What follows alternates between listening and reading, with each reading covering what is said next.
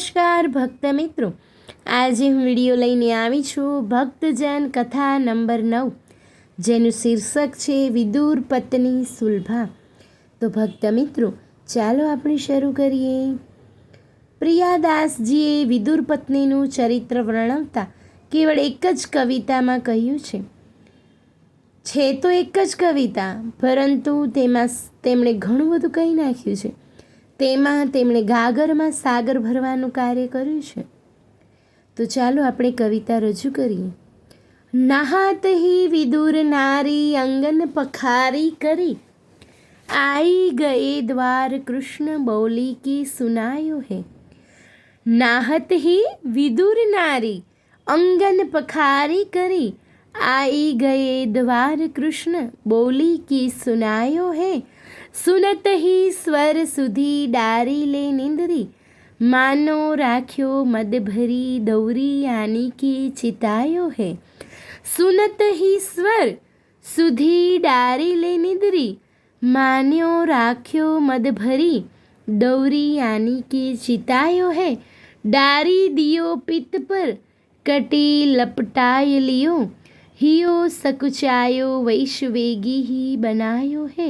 डारी दियो पित पर कटी लपटाय लियो, हियो सकुचायो वैश्वेगी ही बनायो है. बैठी ढींग आई केरा छिली छिलिका खवाई, आयो पति खिजियो दुख कोटि गुनो पायो है. बैठी ढींग आई केरा छिली छिलिका खवाई, आयो पति खिजियो दुख कोटि गुनो पायो है. પ્રિયાદાસજીએ જે કહ્યું તે સમજો તો ભક્તિભાવ કેવો હોય તે સમજાઈ જશે. પછી મારી વાત સાંભળવાની જરૂર પણ નહીં રહે. છતાં પણ વિદુર પત્નીની કથા કહેવાની લાલચને હું રોકી શકતી નથી. તેથી તમને તેમની કથા કહું છું અને તમે તે ભાવથી સાંભળશો તેવી મને ખાતરી પણ છે. વિદુર પત્નીનું નામ છે સુલભા. ભગવાન તેમની કાકી કહેતા. અલબત્ત કાકીએ કૃષ્ણને ક્યારેય પ્રકટ નિરખ્યા ન હતા, ક્યારેય જોયા ન હતા. કેવળ તેમની બાળલીલા, પ્રૌઢ લીલા અને રાજલીલાઓ વિશે સાંભળ્યું હતું. સાંભળીને તે કૃષ્ણ ઉપર મોહી પડી. વાત્સલ્ય ભાવ ઉછાળ મારવા લાગ્યો. કૃષ્ણ ક્યારે પોતાના ઘરે આવે અને પોતે તેને ક્યારે જમાડે, એ ભાવ તેમના મનમાં સદૈવ બન્યો રહેતો હતો. ભગવાન ભક્તના ભાવને સન્માને છે. પાંડવોના દૂત બનીને આવેલ ભગવાન કૃષ્ણે દુર્યોધનને ભોજન માટે આપેલ આમંત્રણ ઠુકરાવ્યું. પોતાના ભક્ત ભીષ્મને ઘરે પણ ન ગયા, કારણ કે ભીષ્મના મનમાં ભગવાનનો ઐશ્વર્ય ગુણ રમતો હતો. ભગવાન તો વાત્સલ્ય ભાવથી સભર જેનું હૈયું હતું તેવી પોતાની કાકી સુલભાના હાથે અપાયેલ ભોજન આરોગવા માગતા હતા. તેથી તેઓ બધું છોડીને નિજ ભક્ત વિદુર સુલભાજીની ઝૂંપડીએ પહોંચી ગયા. કૃષ્ણ હસ્તિનાપુર પધાર્યા છે એવું જાણી સુલભાજીનું હૈયું હાથ ન રહ્યું. તેઓ કૃષ્ણને પોતાને હાથે જમાડવા માગતા હતા. અલબત્ત રાજમહેલમાં વસતા રાજાધિરાજને જમાડવા યોગ્ય કોઈ પણ ખાદ્ય કે પેય પદાર્થ એમની પાસે ન હતો. છતાં જે હતું તે ભાવથી પીરસવા માટે તેમનું મન તલસતું હતું. કૃષ્ણ પધાર્યા તેમની ઝૂંપડીએ. તે સમયે સુલભાજી અર્ધવસ્ત્રે સ્નાન કરી રહ્યા હતા. ઝૂંપડીનું દ્વાર બંધ હતું. કૃષ્ણે બહારથી સાદ પાડ્યો, કાકી, તમારો કનૈયો આવ્યો છે. અને પછી શું થયું? થોભો, એ જાણવાની ઉતાવળ ન કરશો. પ્રેમ લક્ષણા ભક્તિની સાક્ષાત પ્રતિમા તેવી સુલભા કાકીના નામ સ્મરણથી જ મારી આંખોમાં અશ્રુની ઝડી લાગી ગઈ છે. થોભો, સ્પષ્ટ દેખાવા દો. કૃષ્ણે કરેલ પોકાર કાકી સાંભળે છે. કૃષ્ણના સાદથી તેઓ દેહભાન ભૂલે છે. મારો કનૈયો આવ્યો. પોતે શું કરી રહ્યા છે, તેમના દેહની સ્થિતિ કેવી છે, તેની સ્મૃતિઓ તો લોપ થઈ ગયો.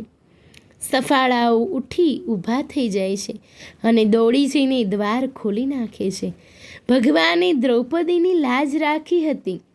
સહસ્ર સાડીઓ વડે તેની લાજ ઢાંકી હતી, કારણ કે તેની લાજ જવાનો ભય હતો. જે ભયના નિવારણ અર્થે અનેક સાડીની જરૂર પડી હતી. સુલભા કાકીને તો લાજ જવાનો ભય જ ક્યાં હતો? અરે તેને તો લાજનો વિચાર જ ક્યાં હતો? એને તો દેહ ભાન જ ન હતું. અને દેહ ભાન હોય એને દેહની લાજ જવાનો વિચાર આવે. અને દેહ ભાન વગરની સુલભા કાકીની લાજ ઢાંકવા માટે તે સમયે કૃષ્ણ પાસે એક પણ સાડી ન હતી. તેણે પોતાનો ઉપરણો લઈ કાકીના દેહ પર નાખ્યો. ઉપરણો કાકીના દેહ પર ફરતો વીંટળાઈ ગયો, પરંતુ કાકી હજુ ભાનમાં નથી. તેમને ભાનમાં લાવવા કૃષ્ણે કહ્યું, કાકી ભૂખ લાગી છે. દેહ ભાન ભૂલેલા કાકી હવે તન સાથે મનનું ભાન પણ ભૂલી ગયા. મારા કનૈયાને ભૂખ લાગી છે, મારા કનૈયાને ભૂખ લાગી છે, મારે તેને જમાડવો છે. દોડી ગયા. ઝૂંપડીના એક ખૂણે પડેલા કેળા લઈ આવ્યા. તેની છાલ છોલી, કેળાનો ગર્ભ બહાર ફેંક્યો અને છાલ કૃષ્ણને આપી. કૃષ્ણ તે ખાતા જાય અને તેના સ્વાદને વખાણતા જાય. તે સમયે વિદુરજી આવી પહોંચ્યા. આંગણામાં કેળાનો ગર્ભ પડેલો જોઈ આશ્ચર્ય પામ્યા. ઝૂંપડીમાં પ્રવેશ્યા, પરિસ્થિતિ પામી ગયા. જુઓ જુઓ, તેઓ ગુસ્સે થવા લાગે છે. તેમનો અવાજ તમને સંભળાય છે? ગુસ્સાથી ભરેલ તેમનો અવાજ ઝૂંપડીની પાતળી દિવાલની બહાર ઊભેલ મારા તમારા જેવા બધા ભક્તોને સંભળાય છે. તેઓ કહે છે, અરે પગલી, આ શું કરે છે? ભગવાનને તો શું ખવડાવે છે? વિદુરજી તો આવું જ બોલે ને. તેઓ કૃષ્ણમાં ભગવાનને જોતા હતા. તેમના પત્નીને કૃષ્ણમાં બાલ કનૈયો દેખાતો હતો. અને જેવી જેની દ્રષ્ટિ તેવી તેની સૃષ્ટિ. ભગવાનને વાત વાળી લીધી. તેમણે વિદુરજીને કહ્યું, કાકા, આ કેળાની છાલમાં જે સ્વાદ છે ને, તે ત્રિલોકના કોઈ પણ પદાર્થમાં નથી. જરા ચાખી તો જુઓ. વિદુરજીએ હાથ ધર્યો. કંજૂસ કૃષ્ણે કેળાની છાલનો એક નાનકડો ટુકડો તેમના હાથમાં મૂક્યો. વિદુરજીએ તે લઈ પોતાના મુખમાં મૂક્યો અને તે મને મળેલ બિન સત્તાવાર સમાચાર પ્રમાણે તે બોલી ઉઠ્યા, યહ રંભા ફળ છાલ મીઠી મદન ગોપાલ, એસો સ્વાદ હમ કબહુ ન ચાખ્યો સુન ગોકુલ કે નાથ. ક્યાંથી આવે? રંભાફળની છાલમાં જે સ્વાદ હતો તેવો સ્વાદ બીજા કોઈ પદાર્થમાં ન હતો. અરે ન જ હોય ને, કારણ કે તે પદાર્થ પ્રેમ પગલી સુલભાના હાથે અપાયો નહોતો. વિદુર પત્નીની કથા અહીં પૂરી થઈ.